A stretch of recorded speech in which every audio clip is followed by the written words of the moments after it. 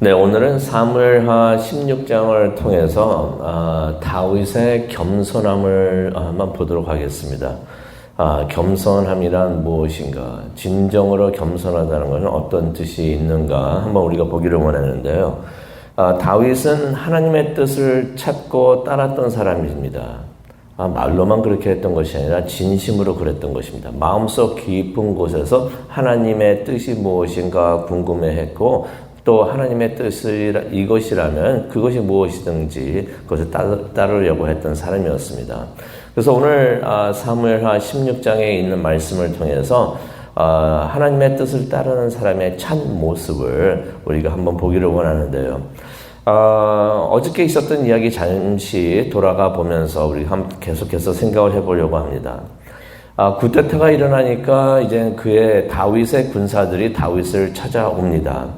그래서 그 군사들이 이렇게 말을 합니다. 15장 15절에 나오는 말인데요. 이런 말을 합니다. 우리는 왕의 종들입니다. 무엇이든지 우리 주 왕께서 하라고 하시는 대로 하겠습니다. 라는 말을 다윗의 군사들이 합니다. 어저께도 우리가 내용을 좀 봤지만은 구테타가 일어나니까 다윗이 그냥 떠났죠. 힘이 없어서 그랬던 것은 아닙니다. 다윗의 군사들이 와가지고 다윗에게 그랬던 것이 반란군이 일어났는데 왕께서 원하시면은 이 반란군을 우리가 치겠습니다라고 말을 하는 것입니다. 하지만 다윗은 반란군과 구테타를 일으키는 반란군과 싸우기를 원하지 않았습니다. 그냥 그들을 피해가지고 예루살렘을 떠나기를 원했는데요. 한번 생각해 보기를 원합니다. 반란군들과 싸워서 이기면은 어떻게 될까요? 그 반란군의 주동자가 자기 아들 압살롬인데 압살롬이 이제 죽게 될 것입니다. 근데 또 반대로 반란군이 이기게 된다면은 어떻게 될까요? 그 반란의 구테타의 대상이 자기인데 자기가 아들의 손에 죽게 되는 그런 일이 있게 된다는 것입니다. 그러니 이 싸움, 이것은 그 누구도 이길 수 없는 싸움이었기 때문에 다윗이 싸우지 말고 그냥 떠나자라고 그렇게 말을 했던 것입니다. 그런 다윗의 모습을 우리가 머릿속에 그려두기를 원하는데요. 다윗이 예루살렘을 떠나면서 이런 말을 합니다. 25절에 있는 말이 되겠는데요. 15장 25절에 있는 말인데 이런 말을 합니다. 하나님이 원하시면은 내가 돌아올 것이다. 사람들이 슬퍼하니까, 길거리에 나와서 슬퍼하니까 다윗이 그런 말을 하는 것입니다. 하나님께서 원하시면은 내가 돌아올 것이다 라는 말을 합니다. 또 26절에 이런 말을 하죠. 하지만 만약 주님이 나를 기뻐하지 않으신다면은 그분이 보시기에 선한 대로 내게 행할 것이다 라는 말을 합니다. 다윗이 정확히 몰랐습니다. 하나님의 뜻이 정확히 무엇인지 알지는 못했던 것이에요. 근데 다윗의 말을 듣고 가만히 생각을 해보면 무엇을 알 수가 있습니까? 다윗에게는 하나님의 뜻이 무엇이었는지 그게 중요하지 않다는 것이, 내가 돌아오는 게 중요한지 못 돌아오는 게 중요한 게 아니라 하나님의 뜻이 무엇인지는 모르지만은 무엇이 하나님의 뜻이든지 다윗이 말하는 것은 무엇입니까? 내가 그냥 다 받아들이겠다라고 말을 하는 것입니다. 이것이 하나님의 뜻을 찾는 사람의 참 모습이 아닌가 생각을 해봅니다. 자신이 계산을 해봐요. 머릿속에 계속 머리를 굴려봐가지고 이게 나에게 이익이 된다고 싶으면은, 그래서 하나님이 나를 그걸 도와준다 싶으면 하나님을 찾고, 계산을 하다 보니까 이게 내가 손해보는 일이 된 것 같은데 이거 내가 원하는 게 아니에요. 근데 하나님이 그걸 하라고 하시는 거 싶으면은 에이 하나님 하면서 교회를 떠나고 신앙을 떠나고 믿음을 떠나고, 그러한 모습이 아니었다는 것입니다. 다윗은 어땠습니까? 하나님의 뜻이 무엇인지 내가 확실히 모르지만은 나는 상관없다. 무엇이 하나님의 뜻이거든 하나님께서 이게 내 뜻이다 알려준다면은 내가 그대로 받아들이고 순종하겠습니다 라고 다윗이 말을 하는 것입니다. 진심으로 하나님 앞에서 겸손하다. 사람들이 많이 그러죠. 겸손하는 것을 원하고 또 그렇게 자신이 그렇게 겸손하다고 생각을 하는데, 진심으로 겸손한 사람의 모습이 바로 이 모습이구나. 하나님 앞에서 겸손한 자의 모습이 바로 이거구나 하는 것을 우리가 보게 됩니다. 그래도 다윗이 사람인데 반란을 피해가지고 도망을 가는 게 왜 힘들지가 않겠습니까? 그래서 우리가 어저께도 봤죠. 감람산에 올라가면서 머리를 가리고 맨발로 울면서 걸어갔던 것을 우리가 보게 됩니다. 근데 이제 16장에 들어와서 우리가 한 가지 볼 수가 있는 것이 우리가 반드시 이것을 기억하기를 원합니다. 우리가 슬플 때가 있어요. 또 낙심될 때가 있습니다. 이럴 때는 반드시 중요한 결정을 하면 안 된다 하는 것을 우리가 기억하기를 원합니다. 우리가 그럴 때가 있어요. 기분이 안 좋고 화가 날 때도 있고 낙심될 때도 있고 절망이 될 때도 있는데 이때는 그때 무엇을 하고 싶을 때가 있습니다. 반드시 이때는 내가 무슨 중요한 결정을 내리면 안 된다 하는 것을 우리가 반드시 기억하기를 원합니다. 그 이유를 제가 말씀을 드리겠는데요. 다윗이 지금 많이 낙심을 했죠. 하나님의 뜻이 무엇인지 모르지만 그냥 순종하겠습니다 하면서 그냥 갑니다. 근데 마음이 많이 낙심이 되어 있습니다. 그래가지고 피난을 가고 있는데 누가 다윗을 찾아오냐면은 시바라는 사람이 찾아옵니다. 기억나시죠? 우리가 며칠 전에도 우리가 봤는데요.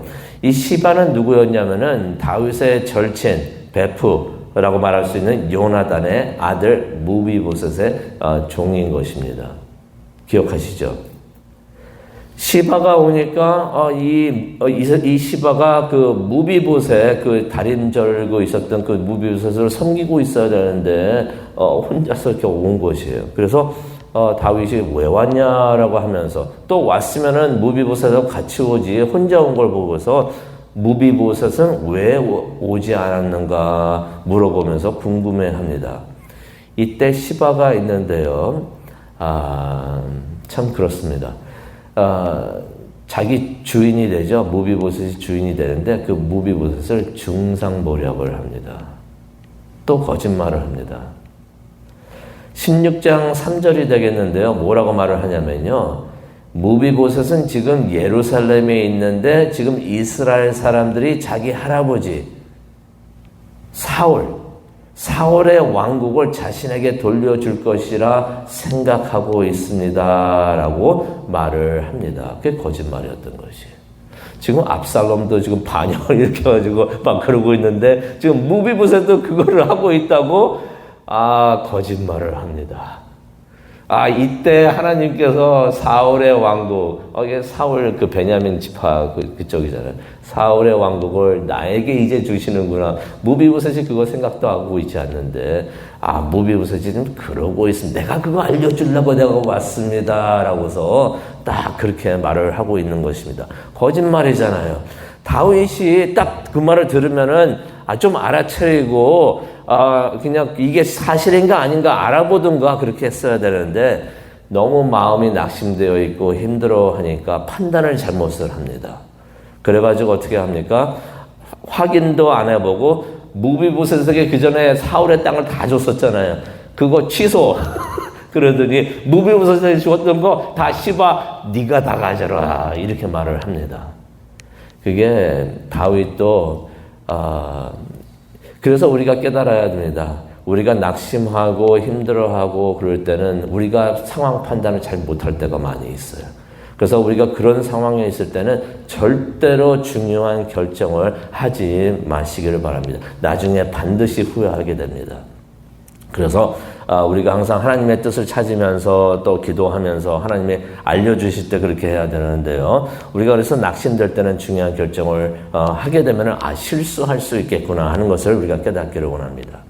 그래도 이제 다윗이 하나님의 뜻이라면 다 받아들이겠다라고 그렇게 원하고 있었는데요. 6절을 가기를 원합니다. 이게 다윗의 이래서 다윗이구나 하는 것을 우리가 보게 되는데요. 피난을 가고 있는데 그냥 산 넘어 산이라고 할 수가 있을까요? 이번에는 시므이라는 사람이 갑자기 나타납니다. 6절을 보니까 갑자기 나타나가지고 막 뭐라고 막 하면서 막 돌을 던져요. 뭐라고 말하나 가만히 들으니까 다윗을 저주하고 있는 말이었습니다. 이 시므이는 누구였냐면요. 사울의 친척이었습니다. 베냐민 사람이죠. 사울의 친척이었는데 다윗을 저주하고 있었던 것이에요. 뭐라고 저주하고 있었는가? 7절하고 8절을 보시면은 그 내용이 나옵니다. 그 내용을 정리를 하면은 이런 말을 합니다. 다윗에게 겁이 나니까 바로 앞에 오지는 못합니다. 저기 멀리 떨어진 데서 있으면서 다윗에게 이 살인자야 하면서 외치면서 네가 사울 집안을 다 죽이고, 사울 집안이 자기 집안이잖아요. 베냐민 사람이니까. 사울 집안을 다 죽이고 이 나라를 차지하더니 이제 하나님께서 그 핏값을 모두 너에게 갚으신다. 이제 하나님께서 이 나라를 네 아들 압살롬에게 주실 것이다 라고 말을 하면서 그 저주의 끝을 뭐라고 합니까? 이 살인자야 하면서 다윗에게 그런 말을 하고 있었던 것입니다. 그랬더니 이제 다윗이 600명의 군사가 있었잖아요. 그 중에 부하 아비새가 말을 합니다. 이 죽은 개와 같은 녀석이 왕을 저주하고 있는데 그냥 두십니까? 원하시면은 내가 가서 이자의 목을 치겠습니다라는 말을 합니다. 그러면 다윗이 충분히 그럴 수도 있겠죠. 네가 알아서 해라 해도 그냥 가서 복수를 할 수가 있을 것이고, 저놈이 저럴 수가 없다 그냥 한번 쳐라라고 말을 할 수도 있는데, 다윗이 뭐라고 말을 합니까? 10절을 보면요, 이런 말을 합니다. 놔두어라 라는 말을 합니다. 그러면서 주님께서 그에게 나를 저주하게 하셨다면은 그 누구가 그에게 뭐라고 하겠는가? 그런 말을 합니다. 그러면서 11절에, 그러면서 아마 성령님께서 그런 말씀을 주셨던 것 같아요. 저자가 저렇게 하는 거 하나님께서 허락하신 것이다 라고 생각이 들게끔 그렇게 말씀하셨는지 모르겠습니다. 10절에서는 그냥 만약에 그렇다면 이라고 말을 하지만은 11절에서는 이런 말을 합니다. 하나님께서 그에게 그렇게 하라고 명하셨으니 그가 나를 저주하게 그냥 내버려 두어라. 조금 전에 다윗이 뭐라고 그랬습니까? 예루살렘을 떠나오면서 사람들이 울고 있으니까 말로 그렇게 말을 했죠. 하나님의 뜻이 이것이라면 그냥 다 받아들이겠습니다. 말로는 그렇게 했는데 행동으로 그렇게 안 하면은 그거는 좀 문제 있잖아요.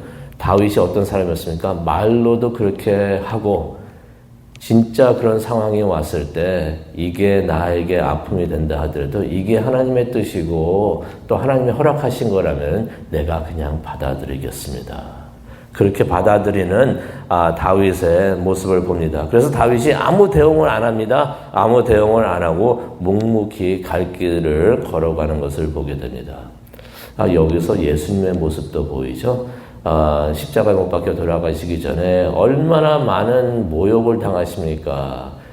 이 군사들이 와가지고 침까지 뱉으면서 얼굴을 그냥 툭툭 쳐요. 그냥 막대기하고 툭툭 치면서 얼마나 그냥 기분이 상하겠어요.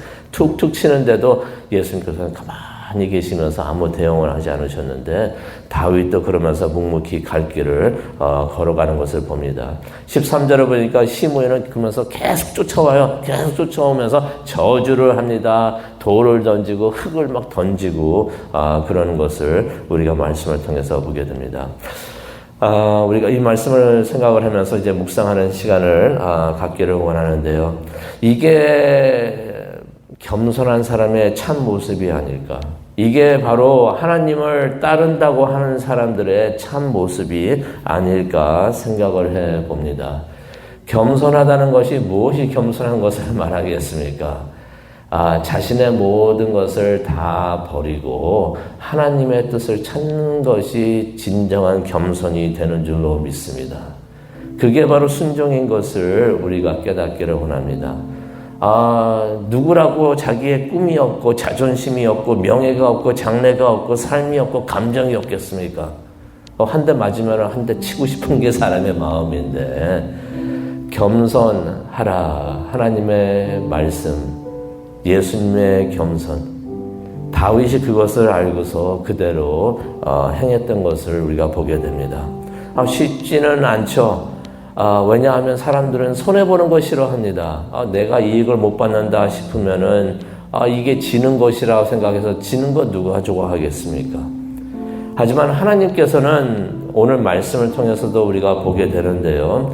하나님의 뜻을 위해서 자신의 모든 것을 버리는 다윗을 하나님께서는 결국 축복을 하십니다. 하나님께서도 그러셨죠. 예수님께서도 모든 걸 다 버리시고 하나님의 뜻을 따르니까 결국 죽음을 이기고 부활해서 승리하시게 하셨던 것이에요.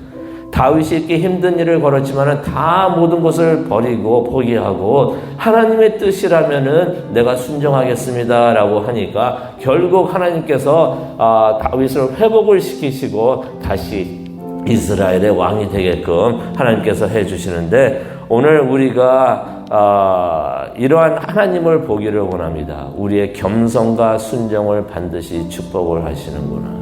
우리가 자존심 내세우면서 우리 뜻 찾을 때 하나님께서 축복을 해주시는 게 아니라 겸손한 자를 축복을 해주시고 순종하는 자를 축복을 해주신다는 것을 깨닫고 우리가 기도하는 시간을 갖기를 원합니다. 예수 그리스도의 겸손과 순종을 배울 수 있도록 하게 하여 주시옵소서. 다윗이 걸어간 그 길을 걸어가게 하여 주시옵소서. 하나님께서 우리와 함께 해주실 줄로 믿습니다. 사랑과 은혜가 충만하신 하나님 아버지 감사합니다. 오늘 이 아침 이 말씀을 읽고 묵상을 하면서 기도하는 시간을 갖기를 원합니다. 겸손이 어떠한 모습인가 그것을 우리에게 보여주시니 정말로 감사합니다. 다윗의 겸손함을 배울 수 있게 하여 주시고 예수님의 겸손함을 배우는 우리 모두가 되게 하여 주시옵소서. 예수님의 이름으로 기도합니다. 아멘.